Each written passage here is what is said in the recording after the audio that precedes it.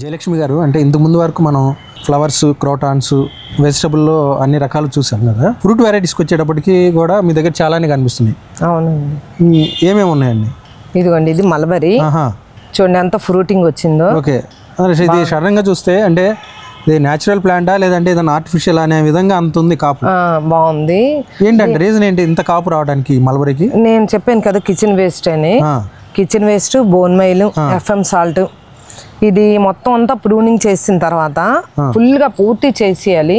చేసి ఆకులన్నీ మనము చూడండి కరివేపాకు తీసినట్టుగా అలాగంతా ఆకులన్నీ తీసిన తర్వాత గొప్ప తవ్వి ఏదో ఒక ఫ్రూట్ తాలూకా అనమాట వేస్తే, నేను ఎక్కువ బొప్పాయి వేస్తాను. బొప్పాయి తాలూకా పీల్స్ అవన్నీ చెక్కినవి అవి తీసి వేసిన తర్వాత కొంచెం బోన్ మైల్, కొంచెం ఎఫ్ఎం సాల్ట్ వేస్తే ఇదిగోండి ఇది ఫ్రూటింగ్ ఫుల్గా ఉందండి. ఆకుల కంటే ఇప్పుడు ఫ్రూట్స్ ఎక్కువ కనిపిస్తుంది. ఉంటుంది, చాలా స్వీట్ కూడా, తినడానికి కూడా చాలా బాగుంటుంది. తర్వాత ఎక్కువగా ముఖ్యంగాను ఫ్రూట్ దేనికైనాను రుచిగా ఉండాలంటే తర్వాత అరటిపళ్ళు ద్రావణం, అవి అరటిపళ్ళు ద్రావణం అంటే కంపల్సరీ ప్రతి వారము మొక్కలన్నిటికీ వేస్తానండి. అరటిపళ్ళ ద్రావణం అంటే ఏ విధంగా ప్రిపేర్ చేస్తున్నారు?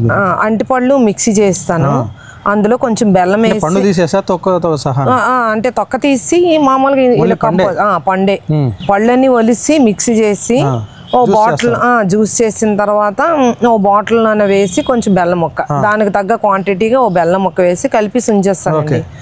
అది ప్రతి అనమాట మా ఇంట్లో పూజ అయిన తర్వాత ఉండిపోయిన అంటిపళ్ళు దేవుడి దగ్గర పెట్టిన వాటిని ఇంకా మొక్కలకే అలాగా సీసాలు రెడీ ఉంటాయి. ఎన్ని రోజులు ఉంచుతారు అట్లా బెల్లం ముక్క వేసి ఆ జ్యూస్ లో?